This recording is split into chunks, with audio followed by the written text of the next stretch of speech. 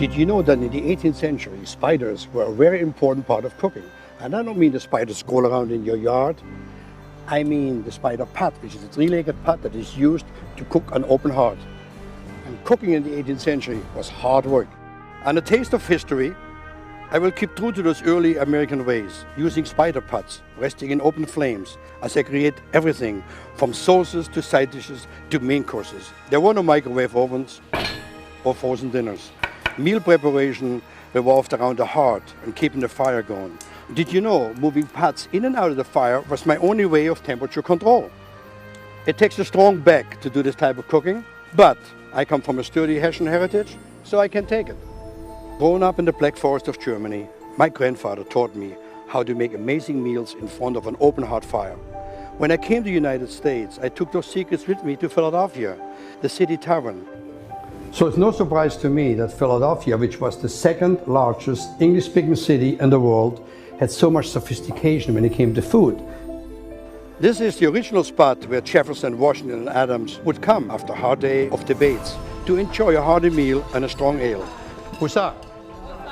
For over a quarter century, I've kept this tradition alive. This season, on A Taste of History, I'll prepare a meal for the troops at Washington's Crossing. Visit Thomas Jefferson's Monticello in Thomas Jefferson's kitchen. Years have inspired for this moment, and now it's finally happened. Actually cook in the third president's personal kitchen. This is the moment I've been waiting for. Breaking in a new stove is always an exciting thing, but breaking in Thomas Jefferson recreation is just spectacular. You don't get that chance very often. No, history's been made. That's right. Stole his vegetable gardens. It's just so much to see. You can spend a day here, plus much more. So step back with me to 18th century America and savor the great flavors and A Taste of History.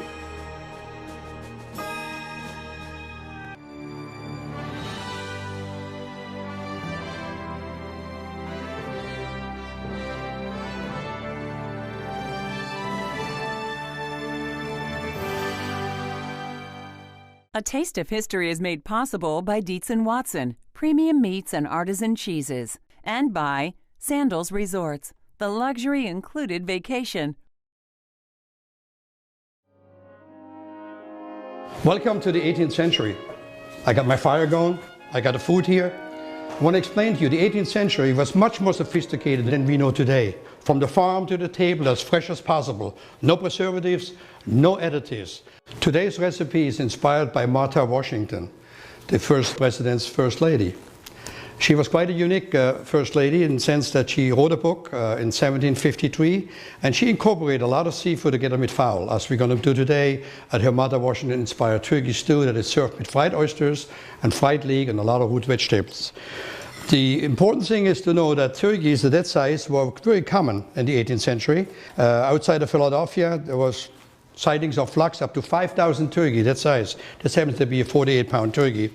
What this recipe calls for is the leg of the turkey. So here you would want to take the leg off. For this particular recipe, you would take the skin off the turkey as well, but obviously you can buy that in most anywhere you can get the turkey leg already deboned and deskinned. Cut it through here. This one would make great soup or great roasting. And the chunks, you want to be very generous. Obviously, you can make them bigger, smaller, it depends. That's the kind of right size that I like for this particular recipe. And just marinate it in ale. This happens to be George Washington's ale that he's made, and we have the recipe from the New York Public Library. So basically what I do here is I have the beer, I have some rosemary, I have some shallots and some garlic that I cut really big pieces. And voila, goes in there. Voila. You want to put no salt into this mixture, because salt will make your turkey dry. And basically, once you have it like that, it should go in your refrigerator for at least 4 hours, but I recommend overnight preparation, gets more flavor. Once the turkey has been marinated, you want to take it out of its marinade. Salt and pepper. I use a little white pepper here just for not to show any sparks. A little bit of salt. And then all I really do is just put it in all-purpose flour, just like that. Very important step of this recipe is once you've finished with the marinade, discard it, please. There's many cookbooks that tell you not to. I prefer that you do not have it around. Now, obviously, in the 18th century tradition, I use a spider which I make nice and hot, as you can see here. Put a little butter into it. I want a lot of heat in there, because what I want to do, I want to get the turkey beautiful, nice and golden brown on both sides. That's very important for the flavor. Also, it's important that you use AP flour, not cake flour, because AP flour will help thicken in the sauce. Just about like that. Obviously, I have already one pan ready that we're going to use, and I'm going to show you quick the real trick, and it's really the beauty of the 18th century. And the beauty of the 18th century is because they had no refrigeration, they had no canned goods, there was no airlines. What did they have to do? Look here what I had to do. We are obviously using today, we have onion, we have rutabaga, we have carrot, we have celeriac, and we have turnips, which are basically root vegetables that the 18th century had to offer plenty because they would last all winter long in the root cellars. So you have turnip, you have the celeriac, you have the rutabaga, and you have the parsnip and onion that are all the beautiful vegetables the 18th century had to offer. The turkey that I already pre-fried, I'll just stick it in, and then the trick comes, red wine, sherry, and you can put a little beer into it if you like, you don't have to. I prefer a little bit of the ale into the recipe. Little red wine. And we have a little bit of sherry for extra flavor. Sherry was used a lot in 18th century cooking, so was Madeira for this matter. And now all I do is I put this down on the fire. I want to make sure that the fire is nice and even. I don't want to get it too hot, but I got to have enough heat there to be able to sear the vegetables. You see how the turkey itself, this is how you want to brown it. You want to get the turkey nice and brown. And all I'm going to do here, you see one thing that people never realize, look how quick. I just put it on the fire and already it's reducing down. All I need to do is cook the root vegetable about 8 minutes approximately. So basically what I'm doing right now, I'm reducing the root vegetables, which are basically 80 to 87% water. I add in my turkey, and then I top it off with a little sherry, a little red wine, and potentially some beer or just some chicken stock, whatever you feel like it. I already made a brown sauce called a demi-glace, but any brown sauce would work because there's so much flavor in there. I'm adding the brown sauce in a little bit once the vegetables are reduced some more, so I get a nice flavor from the different root vegetables that makes this dish so delicious. So I'm gonna let this simmer about half hour. A slow fire would work. Actually, you could do this in a crock pot. Or better, if you have an 18th century kitchen like me today, just follow me. See how it's done. I'm just going to get started on the next ingredients for this great recipe, which is the cornmeal fried oysters. And ironically, most people look at me when I say oysters in Philadelphia. Yes, the Delaware was full of oysters, a lot of oyster beds around. Not only oysters, but also shrimp and salmon. And it was used a lot in 18th century cooking. Matter of fact, people say the streets in Philadelphia are paved with oyster shells, and that's no exaggeration. Oysters were so plentiful on the streets of Philadelphia during the 1700s that they were sold with a slice of bread as a favorite snack. The oysters came from the Delaware Bay, where ships brought their bounty daily up the Delaware River to Philadelphia's wharfs. The oysters were lifted using long tongs to reach the oyster beds. The oystering industry in New Jersey grew over time to the point that by the late 1800s, there were over 300 dredge boats and 3,000 oystermen shipping 90 rail cars a day of oysters from bivalve, New Jersey. And Philadelphians loved their oysters. They ate them raw, they ate them stewed, they ate them fried, and they ate it with chickens and salads. There were probably more places to get oysters in Philadelphia. They were the pizzerias of their time. Although eventually the oyster beds were depleted by overharvesting and a deadly virus, there is still a yearly celebration in Bivalve to commemorate the rich history of the oyster there. Come back here, Benjamin Brady and the boys from Alabama. I'm an oyster toadfish. I'm a native fish to this area. You'll find me a lot in oyster reefs in the Delaware Bay. I have been a pirate since 1764. I think I look pretty good for my age. Oystering has been a critical industry here in South Jersey and the Delaware Bay. Would you like to hold that? Oyster is a soft-bodied animal. It has a hard shell. These are just painted oyster shells that I found down here at the shell pile. I figured I could do something neat with them. And I love oysters, yeah? Hide it under a oyster no. This one happens to be a camelback. There are many different oysters available. What I do with the oysters is really plain. You just kind of flour, egg wash, and cornmeal. Cornmeal again was something that was held very easy as a staple in the larder, and so was commonly used many, many times. So the next step is the cornmeal fried oyster, which is really simple. In a sense, all you do is AP flour, you have a little egg wash, and then you put it in just regular store-bought cornmeal that you bread them in. It's the cornmeal that gives unique flavor because it gets really crunchy on the outside. So the oysters, I already breaded with the cornmeal. Now I'm taking it into my spider. At the 18th century, they would have cooked this in lard, but obviously today's lifestyle, we don't cook in lard, we cook in vegetable oil. You want them crunchy on the outside, but you really want to make sure that the inside of the oyster is still nice and moist, like so. Perfect. Perfect. I'll tell you, nothing better than 18th century cooking, especially if you have oysters this way. Spectacular. 18th century at its best. One of the greatest things in the 18th century was their innovativeness for garnishing their food. We take for granted today, we have airplanes, we have freezers, we have grocery stores everywhere. The 18th century chef had to be very innovative. One of the innovations that I found in my research was that leeks would winter very well. So what they would do, they would leave the leeks on the garden, harvest it when needed. And what they would do then, you just cut it into small strips like so, and you take the white part because the green part gets a little bit too bitter. So you take the white part of the leek and just cut it down. I'll take another piece over here. And here we go. Just chilling it down, and then basically you have your same oil. Obviously they used larding, but we use oil that you used earlier for frying the oyster.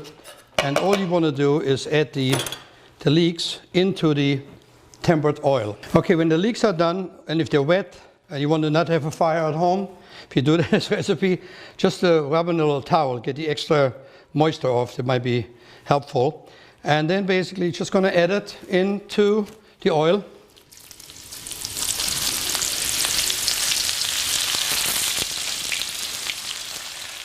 So it doesn't take long at all. You want to actually be very careful that it's not a time to take a break. And then basically look at it. It takes no time at all. And voila, it's already done. Here we go. Imagine the 18th century, late winter, just before spring. They must have been very desperate at the time to have anything green. All right, the next thing we're going to do is a lot of people refer to as Pennsylvania Dutch. Pennsylvania Dutch, obviously, in several of my books, and everybody knows how to make a pasta dough. It's basically straightforward, a pasta dough, that all you're going to do is a little flour on your board. You want to make it ahead of time anyway, because the dough should sit up a little bit, because the dough, if it's too fresh, it wouldn't roll out on you. Take a rolling pin and just roll it over. There's several ways of doing it. For this particular recipe, I prefer it more as a dumpling style, if you call it, than as a noodle. In the restaurant, however, we serve noodles because most people are not familiar with a dumpling style noodle like this one here. So all of this, just like so, and I go, cut it over, big strips like so, and then go across.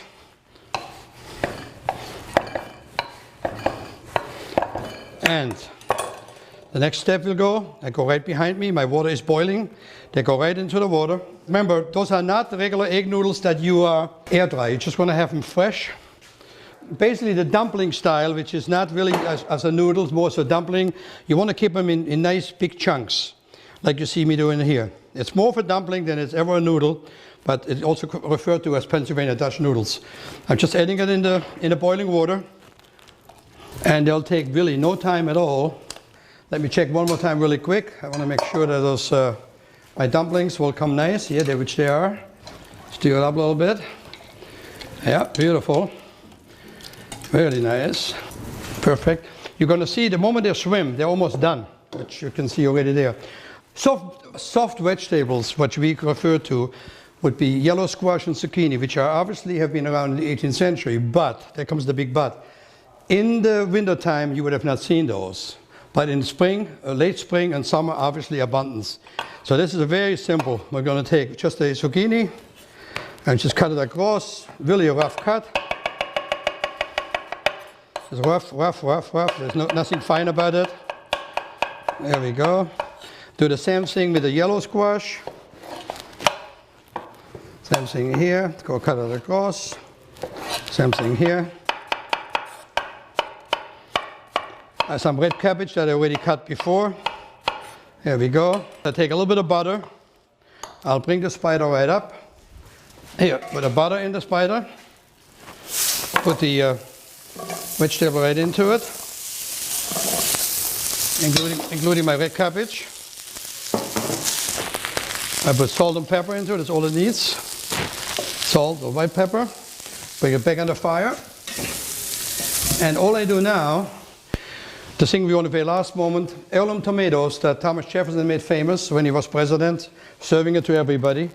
Single-handedly, he was responsible for the tomato to become part of our culture.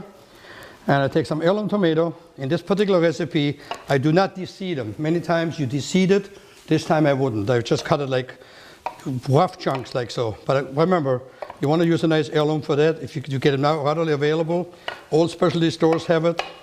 It's real easy. They're a little costly, but they have tremendous flavor. They come in different variety of colors as well. Just chop it up like so. And then I get ready to plate the Mother Washington-inspired Turkish stew. And she was quite a lady in her days.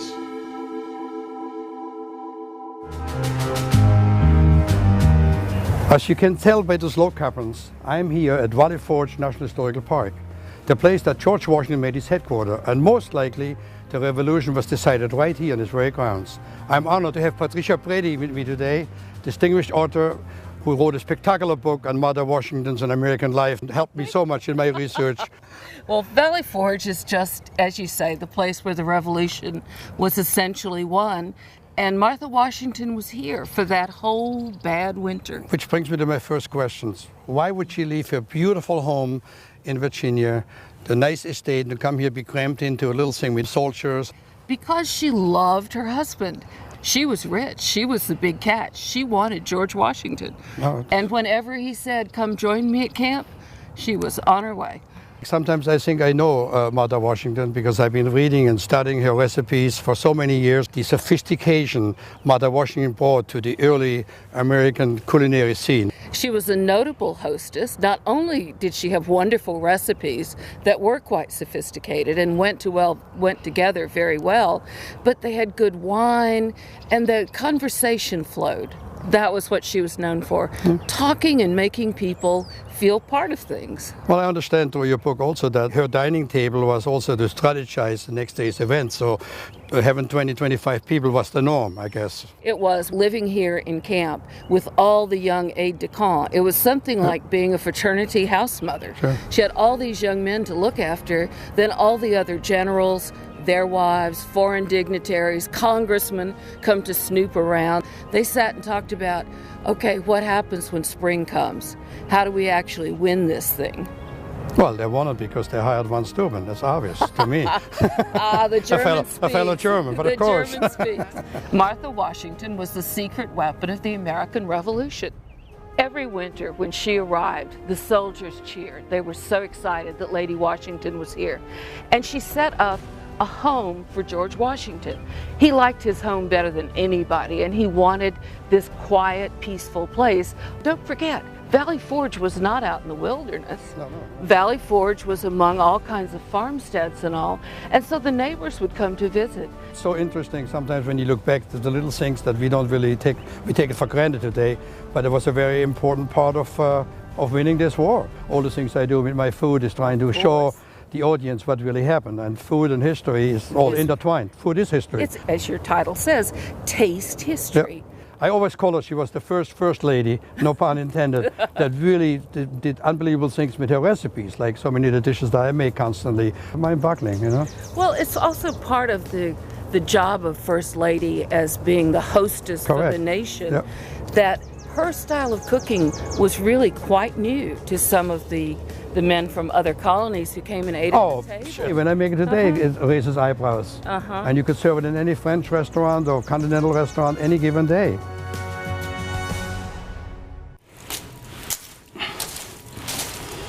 So I stoke my fire to make sure it's nice and hot. When the noodles are cooking, like that, they float.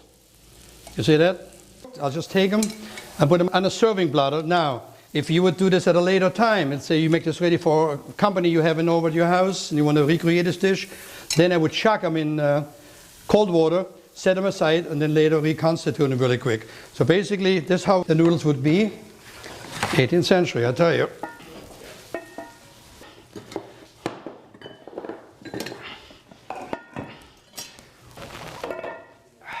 I'm going to go back over here. I'm finishing my vegetables. What I want to put there with the fresh cut tomatoes on it, last moment. And all I want to do is just saute them up a little bit. Okay, let it sit here for 1 second. I have the Turkish stew. The dumplings are on the bottom. I've just placed the Turkish stew right on the center. Remember, 18th century was all about family-style eating, not individual plates. So it's very common that you find them to be served on a platter style. So basically it would be like so. Now comes the pièce de résistance, which would be the oysters that we fried earlier. Lay them right next to it, but like that, like so. Then I'm going to get some of my vegetables that I sauteed on top. I take them and put them right on top of the plate. Like about so. The next thing we do is we're going to have the leek that we fried already. Put the fried leeks right on top. Right on top. Then we're going to garnish this whole place with the parsley we chopped already a little bit. This is kind of the dish that inspired by Mother Washington that would have been served like this in the 18th century. After Valley Forge, Patricia and I went to the city tavern to warm up and chat some more. Why Mother Washington? I realized she actually wasn't born 65 years old. And then I thought, wouldn't it be interesting to find out what she was like as a young woman? When George Washington came courting to the widow Martha Custis, who at that time was 26 years old, he saw a beautiful woman, and she saw a gorgeous man. She could have married anybody. She had several other suitors at the same time. But with her money and her appeal, her beauty, she chose him. And she never changed her mind. She adored him, and he returned it. The cover of the book, it's obviously a painting. Do we know exactly when it was painted and where it is now today? Yes. I did not want to use the same old elderly Martha Washington with the mob cap on. I wanted to say, who was this young woman that George Washington met? And what sparked what happened then. And so the Faces Lab at LSU, they did an age regression for me. And then the publisher liked it so much, they hired a New Orleans artist to paint the portrait. Why do you think that the legacy has kind of changed after the death of Mother and George? It was the 19th century. Writers and historians of that time had what they considered the proper image for our founding father and founding mother. You know, think of the cherry tree. Think of all those foolish things that were written. Those were all made up. You have to strip off all those layers that were put on in the 19th century and find your way through the lies and get back to the truth. So you have the dumplings, you have the Turkish stew, you got the fried oysters, you got the soft vegetables sauteed, and you have the leeks on top. The flavor of this dish, I will tell you, is sensational because you have all the different combinations of vegetables. Oh yeah, so much flavor, so much goodness in this dish that really inspires and really represents the best the 18th century had to offer. So here you go, Martha Washington's Turkish stew, fried oyster, dumpling, fried leek, and vegetable. A Taste of History is made possible by Dietz & Watson, premium meats and artisan cheeses, and by Sandals Resorts, the luxury included vacation